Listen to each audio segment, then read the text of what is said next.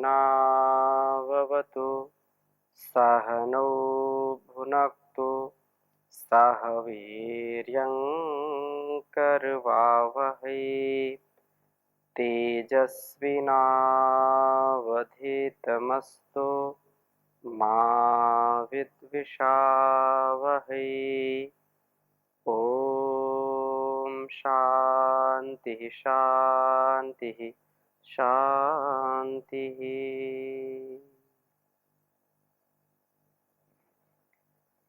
वेदोक्त वाणी व्यवहार के स्वाध्याय में वैदिक जीवन पद्धति के आधार पर हम वेदोक्त जीवन को जीने का जो उपदेश है, जो संदेश है, आदेश है, संकेत है, हम सभी वैदिक सनातन परंपरा को आत्मसात करने वाले दिव्यात्माओं को ये ऐसे उपदेश जो मनसा वाचा कर्मणा धारण करके व्यष्टि से समष्टि का, आत्म कल्याण से विश्व कल्याण का जो बहुत महान उद्देश्य है, जो एक महनीय परंपरा है, उसको हम आत्मसात करें, उसको हम जीवन में उतारें। इसलिए यह परम आवश्यक है कि हम नित्य प्रति कम से कम एक मंत्र का स्वाध्याय जरूर करें। और एक मंत्र का स्वाध्याय किया, उसको मन में विचार करके फिर उसको पूरे दिन जीना है, और पूरे दिन ही नहीं, उसको पूरे जीवन का अंग बना लेना है। हमारे संपूर्ण पराधीनताओं को, दुर्गुणों को, दुर्व्यसनों को दूर करने का बहुत बड़ा उपाय है। इसलिए ऋषियों ने कहा है, स्वाध्याय में कभी प्रमाद नहीं करना। स्वाध्याय मां प्रमदः, कभी स्वाध्याय में प्रमाद नहीं करना। प्रमादो मृत्यु, प्रमाद सबसे बड़ी जो हमारी मृत्यु है। इसलिए नित स्वाध्याय सत्संग करते रहो, नित स्वाध्याय सत्संग करते रहो, एक दिन सद ज्ञान प्राप्त हो जाएगा, शांति होगी, परम भ्रांति मिट जाएगी, पाप तापों का अवसान हो जाएगा, नित्य स्वाध्याय सत्संग करते रहो। हम नित्य प्रति स्वाध्याय सत्संग करें। तो आइए आज हम स्वाध्याय करेंगे यजुर्वेद के 19वें अध्याय के जो 57वां मंत्र है, इसका स्वाध्याय करेंगे। प्रथम वेद मंत्र लिखता हूं, फिर चर्चा करूंगा। ओम उपहूताः पितरः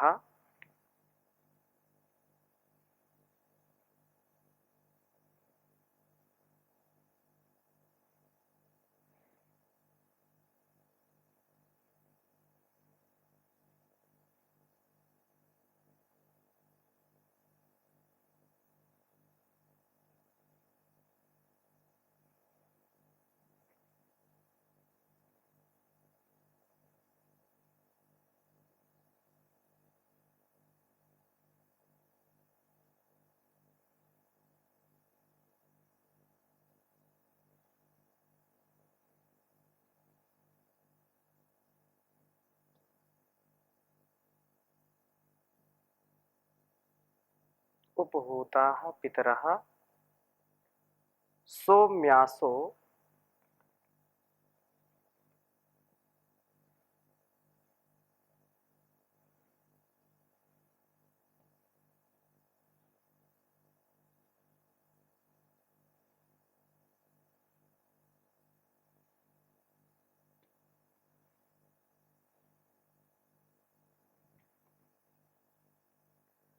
बर्हिष्येषु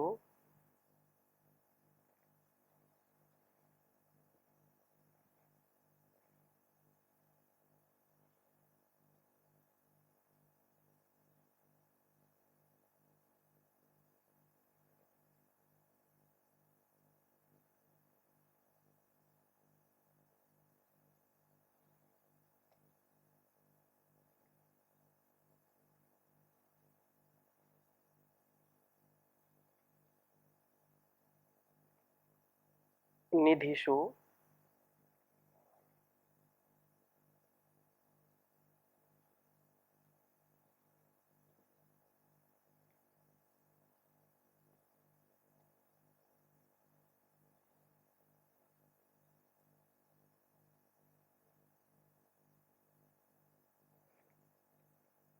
निधिषु प्रियेषु।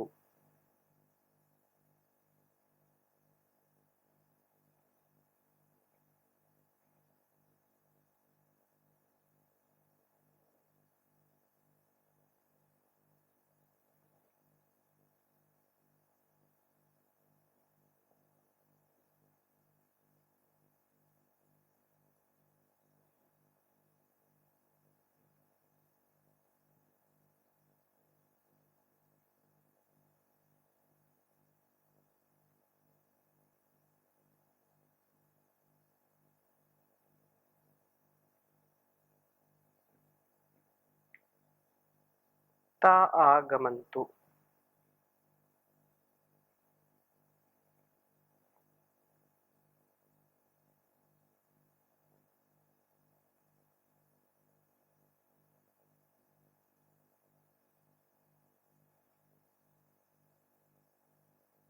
ता आगमन्तु।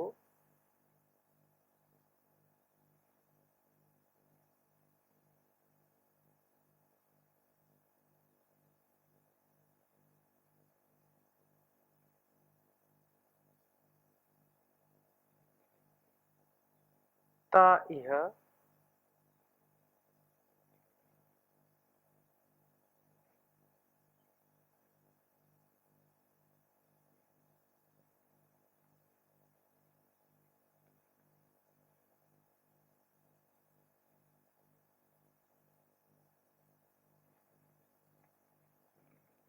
ता इह श्रुवन्त्वधि।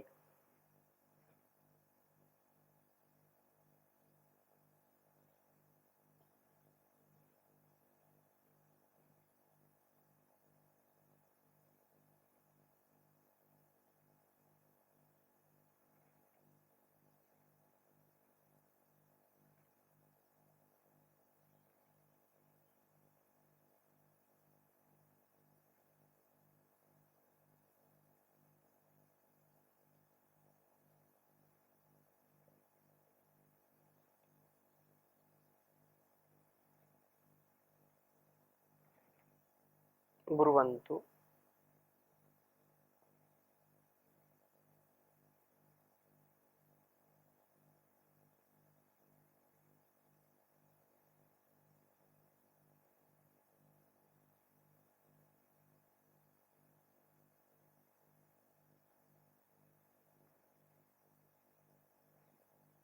ब्रुवन्तु ते अवन्त्वस्मान्।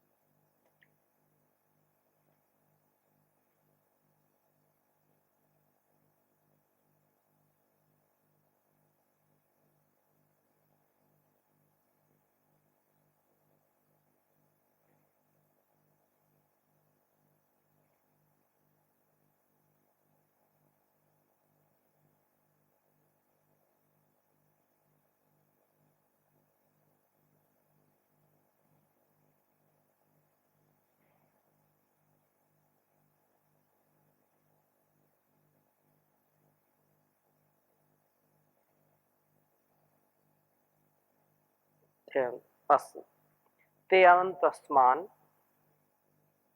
यजुर्वेद के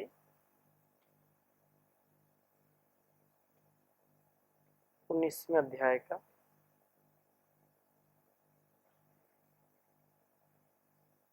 57वां मंत्र है यह। ओम उपभूताः पितरः सोम्यासो बर्हिषेषु निधिषु प्रियेषु ता आगमन्तु ता इह श्रुवन्त्वधिब्रुवन्तु ते अवन्त्वस्मान्। ॐ उपहूताः पितरः सोम्यासो बर्हिषेषु निधिषु प्रियेषु ता आगमन्तु ता इह श्रुवन्त्वधिब्रुवन्तु ते त्वयन्त्वस्मान्। बहुत ही सुंदर बात कही है इस वेद मंत्र में। इसके पहले के मंत्र में कहा है कि हमें उन पितरों का, ज्ञानप्रद आचार्यों का संपर्क सदा प्राप्त हो, जो हमें इस अविनाशी सृष्टि प्रलय चक्र का ज्ञान देने वाले हों और जिनका खान पान, आहार, विचार, वाणी, व्यवहार सात्विक है, उत्तम ज्ञान देकर ये हमारा त्राण करते हैं, हमारी रक्षा करते हैं, हमारा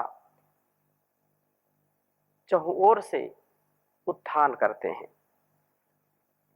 यह अत्यंत महत्वपूर्ण बात है कि जैसा होगा संग वैसा होगा जीने का ढंग, जैसी संगत वैसी रंगत। वे व्यक्ति सौभाग्यशाली हैं जिनको श्रेष्ठ ज्ञान विज्ञान से, श्रेष्ठ आचरण से युक्त मित्रों का, या ये कहें कि श्रेष्ठ आचरण वाले सात्विक जीवन को, दिव्य जीवन को जीने वाले माता पिता, गुरु, आचार्य, पति पत्नी, भाई बहन, बेटा बेटी के रूप में ये पूरा कुटुंब प्राप्त होता है। वे सौभाग्यशाली हैं जिनका मार्गदर्शन करने वाले श्रेष्ठ आचरण वाले लोग होते हैं। वे बड़े जो सदा ही ज्ञान से, अपने आचरण से सबको शिक्षा देते हैं, ऐसे लोगों को बहुत ही मुश्किल से आप प्राप्त कर पाते हैं। ये आजकल की परिस्थितियां तो और ही डामाडोल हैं कि हम किसको अपना आदर्श बनाएं। लेकिन यदि हम सच्चे हृदय से, सच्ची भावना से, सच्ची कामना से कि हमको सात्विक जीवन जीना है, आध्यात्मिक जीवन जीना है, हम संपूर्ण पराधीनताओं से ऊपर उठ करके जीना चाहते हैं, तो ऐसा मार्ग हमको प्रभु दिखाते हैं और श्रेष्ठ लोगों की संगति भी हमको प्राप्त हो जाती है। इसलिए हम सदा ही ऐसे लोगों का ही अनुकरण करें। तो वेद मंत्र में कहा बर्हिषेषु, हृदयों को वासना शून्य बनाने में जो उत्तम है, क्योंकि वासना उपासना से ही जाएगी। संसार की जो कामनाएं हैं अविवेकपूर्ण, ये भी मिल जाए, ये भी मिल जाए, ये भी मेरा, ये भी मेरा, और इसी से कितनी समस्याएं आती, कितने लोग दुखी रहते, कितनी जो है ताड़ना सहनी पड़ती है और कितनी उनको वेदना भी सहनी पड़ती है।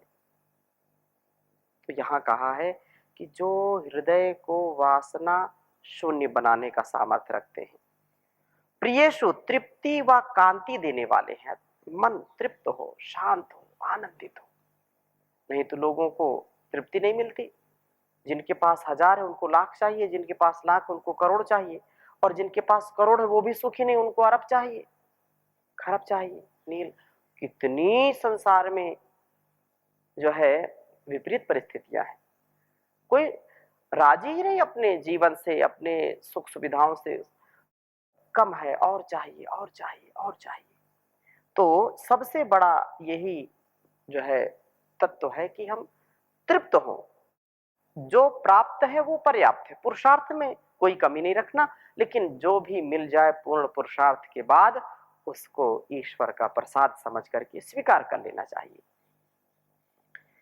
बहुत सुंदर बात कही है कि गोधन गज धन वाजी धन और रतन धन खान, गोधन गज धन वाजी धन और रतन धन खान, जब आवे संतोष धन, सब धन धूरि समान रे कबीरा, सब धन धूरि समान। हम संतुष्ट रहने चाहिए, और जब हम संतुष्ट रहेंगे तो हमारा तन मन भी पुष्ट रहेगा। नहीं, सब कुछ होने पर भी व्यक्ति दुष्ट बन जाता है, संतुष्ट नहीं रहता। तो हम संतुष्ट रहें, जो भी इतना सुंदर शरीर मिला, इतना सुंदर संसार मिला, इतना सुंदर जीवन मिला, तो फिर अभाव कहाँ है? अपना स्वभाव हमको ठीक करना, बस इतनी सी बात है। स्वभाव ठीक हो जाए तो कभी किसी चीज का अभाव हो ही नहीं सकता है। तो ऐसे लोग जो हमको तृप्ति देने वाले हैं, हमारे जीवन में प्रकाश देने वाले हैं, कांति देने वाले हैं। निधिशु ज्ञान कोशों के होने पर सौम्यासा, जो अत्यंत सौम्य स्वभाव के, अर्थात जिन्हें उत्तम ज्ञान ने अत्यंत विनीत बनाया है। अहंकारी लोगों के बीच में रहेंगे तो अहंकारी बन जाएंगे। इसलिए जो जितना ज्ञान से संपन्न है, जितना ज्ञान बढ़ता जाता है, व्यक्ति उतना ही विनम्र होता जाता है। जैसे किसी जो है आम के पेड़ को देखें, आंवले के पेड़ को देखें, जो भी फलदार वृक्ष होते हैं, जैसे उनमें फल आते हैं, डालियां अपने आप नीचे झुक जाती हैं। ऐसे ही ज्ञान का आधान जिसके जीवन में होता है, उसका और नम्र स्वभाव होता चला जाता है, क्योंकि वो जानता है अहंकार किस बात का। लेकिन अध जल गगरी छलकत जाए, भरी गगरिया चुप पे जाए, कहावत है लोगों ने कही है कि जो अधकचरा ज्ञान जिनके अंदर है, जो अपरिपक्व ज्ञान रखते हैं, वो समझते हैं हम दुनिया के सबसे ज्यादा बुद्धिमान हैं, और उनको अहंकार हो जाता है, थोथा चना बाजे घना। तो ऐसा नहीं होना चाहिए। तो कहा जिनमें अत्यंत ही ज्ञान है और अत्यंत ही विनयशीलता है जिनके अंदर, वे पितरहा ज्ञान प्रद आचार्य उपहूता, हमसे आमंत्रित किए गए हैं। हमारे पिता पितामह प्रति जो है प्रपितामह स्वस्थ होकर के स्वाध्याय नित्य युक्त स्यात्, सदा स्वाध्याय में लगे रहें, और उन्हें जो उन्होंने उत्तम ज्ञान को प्राप्त किया है, जो ज्ञान उन्हें हृदयों को जो है वासना शून्य बनाने में उत्तम सहायक सिद्ध हुआ है, यही ज्ञान उनका प्रिय निधि बना। इस ज्ञान से उन्हें सौम्य मनोवृत्ति प्रदान की। इस ज्ञान प्रद पितरों को हम समय समय पर आमंत्रित करते हैं, और आमंत्रित किए हुए वे पितर आगमंतु आए, और ते वे इह यहाँ हमारे घरों पर आकर के श्रुवंतु हमारी समस्याओं को सुने, ते अधिब्रुवंतु उन समस्याओं को सुलझाने के लिए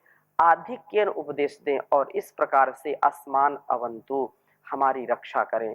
हम भी उनसे भविष्य प्रिय निधि को प्राप्त करने वाले बने, और इस संसार में न उलझते हुए सुलझते हुए आगे बढ़ना है, जीवन यात्रा को पूर्ण हम कर सकें।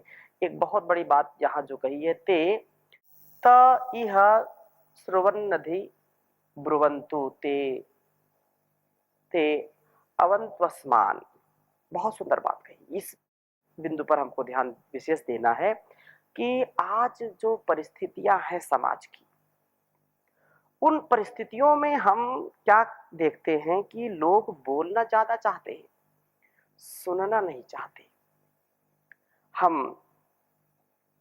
अगर हम बड़े बुजुर्गों की बात कहें, सबकी बात नहीं है, फिर भी वो अधिक बोलना ही चाहते हैं। वो चाहते हैं कि मेरी लोग सुने, मैं किसी के न सुनूं, मेरे हिसाब से घर परिवार चलना चाहिए, मेरे हिसाब से समाज चलना चाहिए, देश चलना चाहिए, सब ये चाहते हैं। यहां पर ये बात कही है कि वे जो ज्ञान से परिपक्व हैं, हमसे बड़े हैं, बुजुर्ग हैं, ज्ञान वृद्ध हैं, वयोवृद्ध हैं, वे समय समय पर हमारे द्वारा आमंत्रित किए जाएं, ये भी महत्वपूर्ण बात है। एक कहावत है, बिना बुलाए जायो ना और मांग मांग खायो ना। गांव की कहावतें हैं, बड़ा सार होता है इनमें। जब हम अपने से बड़ों का सम्मान करेंगे, आदर करेंगे, उनको हम आमंत्रित करेंगे, बुलाएंगे, आइए जी, बैठिए जी, तो कौन नहीं आएगा। जरूर आएंगे। उनका सम्मान, बड़ों को तो केवल सम्मान चाहिए, उनको सम्मान दिया तो पूरे जीवन की निधि आपको दे देंगे। तो एक स्वभाव ये है कि हमको अपने घरों में जो हमसे ज्ञान विज्ञान में हमसे ज्यादा जिनका अनुभव है उनको समय समय पर, इसीलिए अतिथि देवो भव कहा, उनको अतिथियों को बुलाना, ज्ञान विज्ञान से जो बढ़े हैं, जो धर्मात्मा है, ऐसे लोगों को समय समय पर आमंत्रित करना, उनको बुलाना। और घर में कोई समस्या है तो यहाँ कहा वो आकर के आगमंतु त इह श्रुवंत्वधि ब्रुवंतु, वो हमारी बातों को सुने, हमारी समस्याओं को सुने, हमारा जो संशय है, जो भ्रम है, जो गफलत है, जो उलझन है, उसको सुलझाने के लिए हम जो बोले उसको वो सुने। और केवल सुने ही नहीं, फिर कहा कि आसमान ब्रुवंतु ते, हमारे लिए वो अधिब्रुवंतु, हमें खूब उपदेश दे। देखो ये वाणी का व्यवहार कैसा होना चाहिए, उपदेशात्मक हो। और उपदेश ऐसा नहीं कि बिना मांगे उपदेश दे रहे हैं, बिना मांगे उपदेश देंगे तो किसी का जो है हित नहीं करेगा और अपनी ऊर्जा भी क्षय होगी। हम वहीं पर उपदेश दें जहां पर लोगों को उसकी चाहना है, उसकी इच्छा रखते हैं। हम ऊसर भूमि में बीज बोएंगे तो उसका कोई लाभ नहीं ना। हमको बीज वहां डालने जहां पर वो अंकुरित हो सके, पुष्पित पल्लवित हो सके, फल जिस पर आ सके। तो हमको सुनना है और उपदेश भी करना है। तो बहुत सुंदर उपदेश यहाँ किया है कि हमारी समस्याओं को सुने और सुन करके हमको उत्तम उपदेश करें, हम उनके उपदेशों को सुने, आप हमारी रक्षा करें वो, हम भी उनसे जो है बरहिष्य प्रिय निधि को प्राप्त करने वाले बने और संसार में ना उलझें।